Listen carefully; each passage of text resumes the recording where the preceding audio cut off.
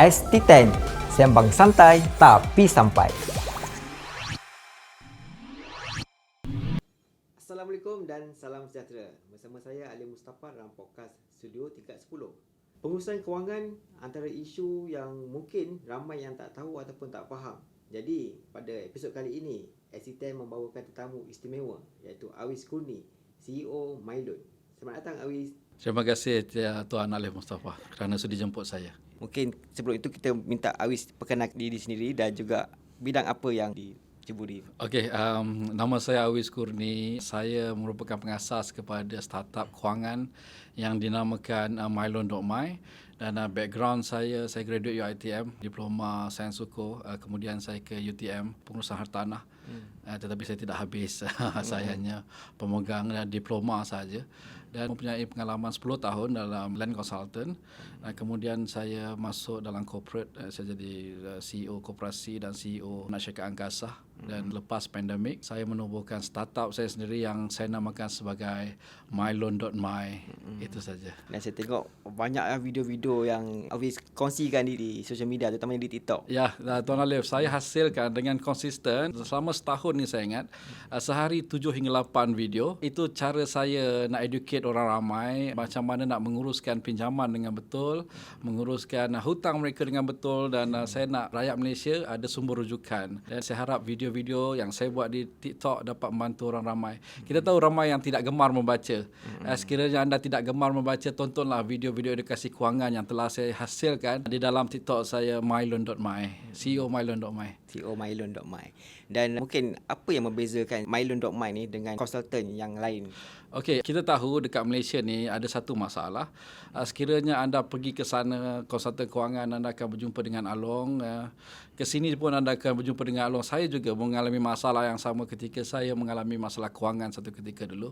Saya jumpa sana, rupanya Along tak ramai yang betul-betul buat financial house yang menyelesaikan masalah orang. Image tu kononnya menampilkan image yang baik, tapi sebenarnya Along dia betul. bukan. Kita tahu dekat Malaysia ni ada garis panduan yang perlu mereka ikuti. Sebagai contoh, pemberi pinjaman dengan lesen KPKT hanya boleh memberi pinjaman dengan kadar faedah 12 hingga 18% saja. Tetapi apa malang yang terjadi dekat Malaysia ni, kebanyakan mereka mengenakan kadar faedah sehingga ke 100%, dan ianya amat menganiaya mereka-mereka yang tidak berkemampuan. Dan saya rasa ada perlu untuk ada satu financial house seperti Mylon ni ditubuhkan, dan Alhamdulillah tahun 2 tahun Mylon ditubuhkan, kami terima puluhan ribu permohonan, dan Alhamdulillah kami diterima dengan sangat baik. Tetapi bila permohonan terlalu banyak, itulah masalah saya. Sekarang saya alami traffic yang terlalu banyak, dan ada kala saya dan pasukan saya mengalami masalah untuk membalas mesej yang terlalu banyak itu. Tapi kita sedang berusaha untuk menyelesaikan satu persatu, Alif. Ya, dan bila kita katakan pinjaman ataupun Mylon, orang akan macam Cik Awi cakap tadi, dia akan pandangan tu lebih kepada ahlong, PCT haram, dan nama-nama yang macam-macam nama ada. Tapi di sebalik nama tu, mungkin di belakang tu adalah orang yang tak bertanggungjawab. Jadi bagaimana CEO Mylon nak menepis dakwan macam tu? Okey, daripada awal saya ditanya macam-macam. Kadang-kadang ada orang tanya, tuan ni Along ke? Saya kadang-kadang jawab dengan spontan. Kalau saya Along, takkan saya nak mengaku saya Along kan? Dan kalau tuan rasa saya Along lah. Tapi hakikatnya saya bukan Along. Saya tidak memberi pinjaman, saya hanya orang tengah kepada anda dan bank, anda dan koperasi, anda dan government agency. Dan kita tahu yang rakyat Malaysia ketakutan sebab ramai sangat yang ditipu sehingga mereka takut, rasa macam fobia, sana tipu sini tipu. Tapi jangan risau, saya dah tubuhkan Mylon.my, anda boleh datang ke pejabat saya. Kita dah di sana sekitar 2 tahun dan kita beroperasi waktu pejabat. Kita sangat telus. Kalau government staff, kebanyakan memang kita tak charge. Housing loan memang kita tidak charge, dan adalah sedikit yang kita charge kalau business loan dengan private loan. Tapi itu pun sekiranya ada mana-mana pihak bank yang menonton video ini, sekiranya anda boleh memberi peluang untuk Mylon bekerjasama dengan anda, mungkin kita juga boleh untuk tidak charge business loan dengan personal loan private. Jadi mana kata ni Mylon.my ni bukan sekadar nama, bukan sekadar di social media, tapi ada pejabat sendiri beroperasi di pejabat di kita ada bangunan kita sendiri dekat Pandan Indah Kuala Lumpur, dan setiap hari kita menerima mungkin sekitar belasan orang untuk sesi consultation dengan saya. saya, tetapi ada sedikit charge. Saya charge very minimal RM100 saja. Sekiranya anda ingin berdatang jumpa dengan saya punya tim, anda boleh datang dan berjumpanya secara percuma. Jadi Encik Awis kata bermulanya dari bidang konsultan hartanah dan kemudian kewangan, dan apa yang menyebabkan Awis sebagai orang muda minat fokus bab kewangan ataupun ekonomi ni? Jarang orang suka kan. Jarang Okey, saya rasa saya seorang yang memang minat kewangan daripada saya student loh. Walaupun saya lambat menyedarinya, tetapi ialah saya seorang yang sentiasa ambil tahu tentang belanjawan negara daripada dulu. Walaupun saya seorang student, sebab saya tahu dekat situ adalah tentang peluang-peluang yang akan datang di tahun hadapan. So saya akan ambil tahu.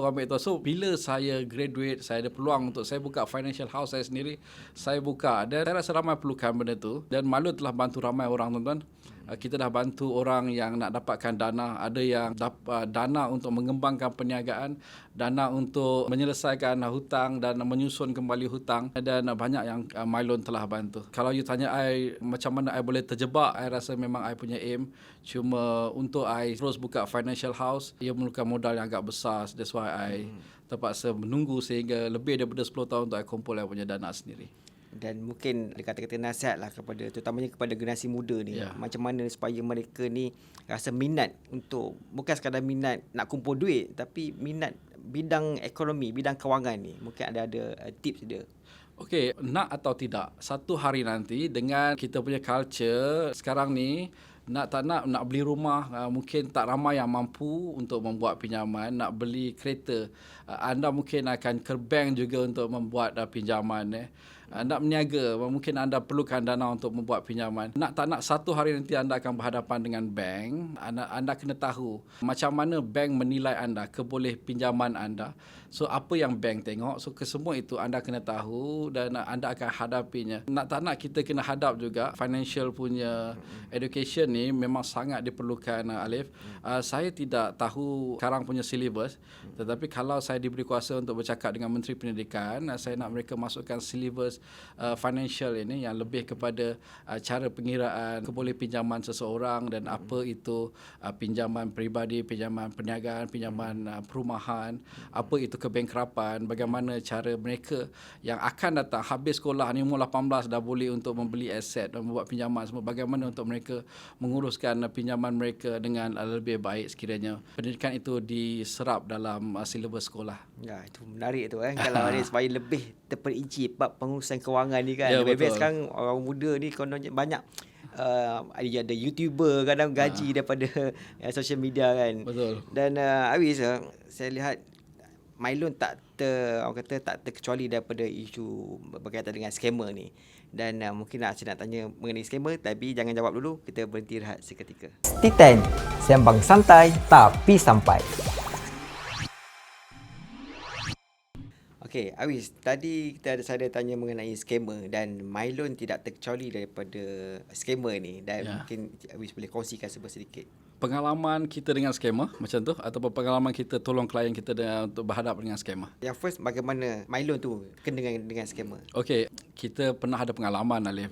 Kira-kira 5 hingga 3 bulan lepas, ada banyak pelanggan-pelanggan yang ketika saya live, mereka mengadu kepada saya yang mereka didatangi oleh orang lain dalam bentuk mesej ataupun DM WhatsApp mereka, dan kata mereka daripada Mailun dan minta mereka membayar certain amount. Dan akhirnya atas kepercayaan yang diberikan kepada jenama Mailun itu, mereka telah transfer. Saya ingat tak kurang daripada 10 orang yang telah menjadi mangsa kepada mereka yang menggunakan nama Mailun ini. Dan tak banyak yang saya boleh buat. Saya dah buat laporan polis dan saya dah buat laporan ke SKMM, MCMC, dan kita juga terus daftar kita punya nama di MyIPO. Tetapi akhirnya tak ada apa tindakan yang berlaku pun, kecuali skamer itu saya nampak dia dah tidak menggunakan nama kami. Mungkin kerana kempen yang saya buat. Ketika 2-3 bulan mereka sibuk menggunakan nama kami keep bercakap dekat setiap video kami yang jangan percaya syarikat-syarikat yang mengaku mereka daripada Mailun dan mereka menggunakan nama syarikat lain daripada ABSKL. Mailun hanya menggunakan nama syarikat ABSKL sahaja, bukannya nama-nama lain. Tuan-tuan kena hati-hati sekiranya anda didatangi oleh orang-orang yang meminta anda membayar wang. Terlebih dahulu, lebih-lebih lagi wang-wang yang tidak perlu. Sebagai contoh, mereka akan minta wang untuk buat perjanjian. Sedangkan kiranya anda membuat pinjaman Perjanjian kos itu akan ditanggung di dalam total pinjaman. Dan mungkin juga mereka akan memberi alasan stamping. Stamping juga adalah sesuatu yang akan diserap dalam jumlah pinjaman. Kadang-kadang kita sebagai pengguna ni ataupun pemohon ni, dia tak tahu apa dokumen yang kena bayar, apa dokumen yang tak perlu dibayar. Dan mungkin elaborate sikit supaya mengelakkan daripada pengguna atau pemohon senang-senang ditipu oleh scammer. Sebagai pemohon pinjaman juga kena tahu apa kos yang diabsorb oleh pihak bank ataupun apa kos yang ada di dalam pinjaman. Kebiasaannya ada kos guaman, ada kos stamping, ada kos kiranya pinjaman perumahan, ada kos valuation. Kesemua kos-kos itu akan diserap di dalam pinjaman anda. Sebagai contoh, anda meminjam RM100,000, ada kos-kos lain RM3,000, total pinjaman anda akan jadi RM103,000. Selalunya, scammer dia akan buat trik macam ni. Loan anda sudah lulus, anda kena bayar RM3,000 daripada total amount. Sekiranya anda sudah bayar, sebagai contoh dia beritahu RM3,000 itu adalah kos untuk stamping. Dan bila anda dah bayar, dia minta lagi RM3,000 untuk kos perjanjian pula. Anda yang dah bayar RM3,000 ni, anda akan rasa macam serba salah untuk tidak meneruskan dan anda akan terjerumus untuk tambah lagi RM3,000. Dan anda akan ada intention untuk bayar lagi RM3,000, total anda dah kena RM6,000. Tambah lagi. Bertambah lagi. Dan anda ibarat sudah terjerat, tapi anda akan mula rasa sanksi. Dan mereka akan minta anda bayar kos lain pula. Mungkin mereka kata kos valuation ke, kos runner ke kan, lagi RM3,000. Akhirnya anda kena sampai ke RM9,000. Mereka pandai, mereka tak minta langsam, mereka akan minta sikit. Tetapi dengan MyLoan, anda jangan risau. Kos kita hanyalah anda perlu mendapatkan laporan kredit anda, Sikri, Sitos, Experian, Ramsey, Angkasa, Speka. Itu adalah semua laporan-laporan yang dilihat oleh pihak bank. Anda boleh mendapatkan kesemua laporan itu di luar dan menunjukkan laporan itu dengan pihak kami. Dan ataupun anda boleh minta pihak kami untuk mendapatkan laporan itu untuk anda. Itu dan saja. Hafiz, berbalik kepada yang isu scammer ni tadi, ada tak MyLoan terima ataupun dapat membantu masa-masa scammer ni? Okey, bukan tugas kami untuk membantu mereka-mereka yang telah ditipu. Usaha kami untuk memberi edukasi kepada rakyat Malaysia bagaimana untuk mengetahui pinjaman tu scam atau tidak. Dan saya dah banyak buat video edukasi berkaitan dengan bagaimana cara untuk anda mengetahui pemberi pinjaman itu scam atau tidak. Sebagai contoh tuan-tuan, sekiranya anda masuk pinjaman hari ini, lagi setengah jam dia call, dia kata anda punya pinjaman telah lulus RM100,000-200,000. Besar kemungkinan itu adalah scam, kecuali kalau anda terus berurusan dengan counter bank. Sebab dekat dengan bank pun mungkin mereka perlukan lebih kurang 1 minggu sampai ke tahap kelulusan. Kalau dalam masa setengah jam saja loan anda telah lulus, sesuatu yang tidak kena lah. Itu saja. Kecuali daripada pihak perbankan tu sendiri. Ya. Dan mungkin dengan keadaan sekarang, situasi ekonomi ataupun kenaikan kos sara hidup, mungkinlah ramai yang akan membuat pinjaman, sama ada pinjaman peribadi ataupun pinjaman perumahan. Dan apa nasihat kepada mereka ni supaya mengulangi nasihat di TikTok yang Hafiz selalu sebut, apa lagi supaya jangan terjebak dengan scammer ni? Betul. First kali, jangan terjebak dengan scam. Kalau tidak perlu meminjam, tidak perlulah untuk anda datang membuat sebarang pinjaman. Anda kena bezakan mana satu keperluan dan mana satu kehendak.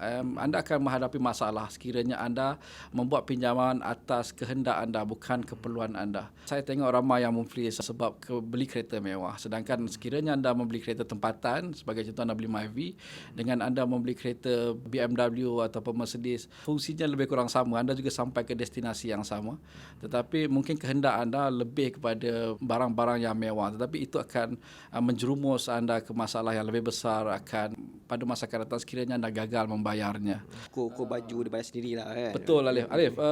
Kadang-kadang orang tak perasan sekiranya anda lihat di mortgage calculator, untuk pinjaman RM500,000, cuba anda masukkan kadar faedah 4% dan kadar faedah 5%. 1% perbezaan kadar faedah untuk pinjaman 35 tahun mungkin memberi anda penyematan sehingga RM10,000 ataupun RM12,000. Dan dapatkan pinjaman dengan kadar faedah termurah. Itu adalah fungsi MyLoan. Kami akan membuat saringan dan kami akan beritahu anda bank mana yang paling sesuai dengan anda, yang paling menjimatkan anda. Mungkin 1% yang kami dapat jimatkan anda, dapat menjimatkan anda sehingga ke puluhan ribu ringgit. daripada segi kelayakan pula, contoh daripada pemohon yang datang kepada MyLoan, siapa yang layak untuk memohon pinjaman? Okey, siapa yang boleh membuat pinjaman adalah mereka yang berusia 18 tahun ke atas, kerana mereka usia itu barulah boleh untuk anda sign kontrak dan mempunyai pendapatan tetap, sebagai contoh bekerja ataupun anda adalah seorang peniaga. Dan sekiranya kebanyakan bank dekat Malaysia hanya menerima mereka yang mempunyai gaji 1,500 ke atas saja, dan anda perlulah untuk tidak muflis. Dan pendapatan itu adalah termasuk pendapatan lain lah, sebagai contoh anda punya pendapatan sewa, pendapatan pencen, pendapatan perniagaan dan lain-lain. Sebenarnya banyak orang yang tidak tahu yang mereka boleh membuat pinjaman dengan kaedah faedah yang rendah. Sebagai contoh, sekiranya anda penjawat swasta, syarikat anda bekerja telah membuat usaha sama dengan pihak bank, anda akan mendapat pinjaman dengan kadar faedah yang sangat rendah. Dan mungkin sama dengan penjawat awam. Kita tahu penjawat awam punya kadar faedah mungkin sekitar 2.4%, 3.4% berbanding dengan swasta 7%, 17%. Dan tapi saya perasan ramai yang tak perasan. Syarikat yang dia bekerja melayakkan dia untuk mendapat pinjaman dengan kadar faedah sama rendah dengan penjawat awam. Untuk mengenai pemohon yang menggunakan perkhidmatan MyLoan ni, kita bukan nak privacy pelanggan, tapi mungkin Awis boleh kongsikan daripada segi purata pemohon itu sendiri. Kebanyakan untuk mohon peribadi ataupun perumahan. Okey, kami banyak terima permohonan untuk pinjaman peribadi awam. Ini adalah kerana MyLoan satu-satunya syarikat startup yang tidak mengenakan charge untuk pinjaman peribadi awam. Tapi kalau untuk consolidate, kita ada charge sikit lah. Kedua tertinggi adalah pinjaman peribadi swasta. Kita tahu orang swasta sangat susah nak buat pinjaman. Ramai yang telah pergi ke Along kerana mereka sudah putus asa dan mereka sangat memerlukan dana. Dan yang kedua tertinggi adalah pinjaman peribadi swasta. Yang ketiga adalah pinjaman perniagaan. Maknanya bisnes pun banyak menggunakan khidmat MyLoan lah. Banyak, sebab kita tahu kerajaan Malaysia menyediakan dana subsidi, disebut dalam belanjawan negara. Bermula dengan anda yang baru nak start berniaga. Anda yang dah 6 bulan berniaga, dah setahun berniaga, dah 3 tahun berniaga, dah jualan anda dah capai 10,000, 100,000, 10 juta.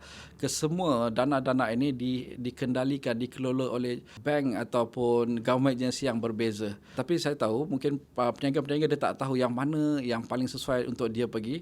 So dia boleh datang ke MyLoan dan kita akan selesaikan, kita akan uruskan pinjaman dia satu persatu. Baik, jadi semuanya dibuat, proses dokumentasi semua dibuat dengan keadaan proper lah. Dia bukannya cincai lah. Tidak. Kami sangat-sangat pentingkan etika kami. Sekiranya pelanggan itu kami sanksi dengan dokumentasi dia, mereka akan saya minta untuk verify balik dia punya dokumen. Dan Awis menyentuh tentang keadaan semasa ni sekarang dengan ekonomi semasa. Bagaimana MyLoan nak berdepan dengan tahun 2024 ni dengan pelbagai cukai-cukai dan ekonomi yang sangat mencabar. Okey, kita tahu 2024 ni kerajaan beri banyak subsidi, banyak bantuan yang diberi kepada rakyat Malaysia.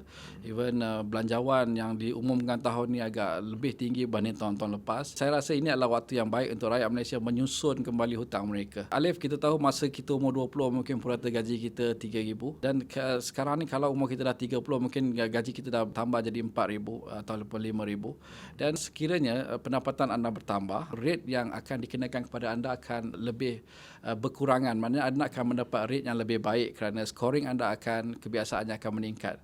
Kiranya dulu anda buat pinjaman perumahan dengan kadar faedah 3.9, mungkin sekarang ni anda boleh buat resubmit anda punya pinjaman, anda mungkin dapat lebih rendah 3.5 mungkin, dan 0.4% itu mungkin akan memberi anda penjimatan setiap bulan yang tinggi. Kiranya anda rasa perlu dan anda rasa anda scoring sudah menjadi lebih baik, adalah baik untuk anda buat restructure anda punya pinjaman. Itu yang selalu saya sarankan kepada orang. Jangan kata bergelut terbelit dengan hutang sampai betul, ke usia betul. orang emas kan. Ya, betul. Kadang-kadang dulu dia kerja swasta. Bila dia kerja swasta, kadar faedah yang dia kenakan sampai ke 18%, 17% memang tinggi. Tapi sekarang dia adalah seorang penjawat awam yang boleh membuat pinjaman dengan kadar faedah mungkin 2.4, 2.5. Adalah baik untuk dia menyemak sama ada dia boleh untuk dijimatkan atau tidak dengan MyLoan. Dan Awis, mungkin you punya last word untuk harapan Awis untuk masa depan, ada daripada segi ekonomi Malaysia dan juga Empire Mylon tu sendiri? Okey, sebagai darah anak Malaysia, sudah pastinya saya nak negara saya menjadi jauh lebih baik. Sama tinggi dengan negara-negara yang maju yang lain. Dalam masa yang sama, rakyat-rakyatnya pun sama seimbang dia punya ekonomi. Jangan kita senang, tetapi dalam negara penuh dengan orang-orang asing yang mengaut kesenangan kita. Saya nampak Malaysia adalah satu negara yang penuh dengan sumber ekonomi, Alif. Rakyatnya memang work hard. Saya nampak very consistent rakyat Malaysia. Kalau you pergi kat luar negara, mungkin anda nampak mereka tidak serajin orang Malaysia. Mungkin kita rasa macam negara kita kurang, tetapi once you pergi luar negara, anda akan nampak banyak lagi kelebihan yang ada dekat Malaysia. Dan dari segi Mylon tu sendiri, you nak tengok Mylon sampai ke mana? Saya harap rakyat Malaysia lebih mengenali Mylon pada masa akan datang. Kita tahu rakyat Malaysia ramai yang sukar untuk mendapatkan pinjaman, dan di situlah tugas kami untuk bantu. Sekurang-kurangnya kami nak membuat edukasi kepada rakyat Malaysia untuk membuat semakan laporan kredit mereka sekurang-kurangnya setahun sekali, Alif. Sebab ramai yang tidak tahu apa fungsi semakan laporan kredit. Alif, setiap tahun kita membuat semakan medical check up, tetapi kenapa tidak untuk kita membuat semakan laporan kredit kita supaya kita tahu di manakah financial position kita, berapakah baki hutang kita, berapa lagi kita boleh buat pinjaman perumahan, berapa lagi kita boleh buat pinjaman peribadi, pinjaman perniagaan, pinjaman kenderaan, dan adakah hutang kita dibayar dengan baik setiap bulan di dalam laporan SIKRIS, adakah nama kita digunakan oleh pihak lain tanpa pengetahuan kita. Dan macam-macam yang anda akan jumpa sekiranya anda membuat semakan laporan kredit. Kesilapan rakyat Malaysia sekarang apabila mereka tidak membuat semakan laporan kredit mereka secara rutin, dan bila dah 2-3 tahun nama dia dah digunakan oleh pihak lain, baru dia perasan yang nama dia ada pinjam dengan Along, nama dia ada pinjam dengan kredit tu kredit ni kan. So itu adalah sesuatu yang tidak sihat, dan kami di Mylon, saya di Mylon selalu menyarankan rakyat Malaysia untuk membuat semakan laporan kredit sekurang-kurangnya setahun sekali. Semalah laporan SITOS anda, Experian anda, Speka anda, Angkasa anda, SIKRIS anda, supaya anda tahu berapa baki pinjaman anda dan adakah anda membayar bulanan pinjaman anda dengan betul. Itu saja, Alif. Dan dengan Mylon? Dengan Mylon pinjaman anda menjadi lebih mudah. Ya, terima kasih Awis kerana bersama kami dengan Studio Tingkat 10. Terima kasih, Alif. Jumpa lagi. Baik, Assalamualaikum. ST10, sembang santai tapi sampai.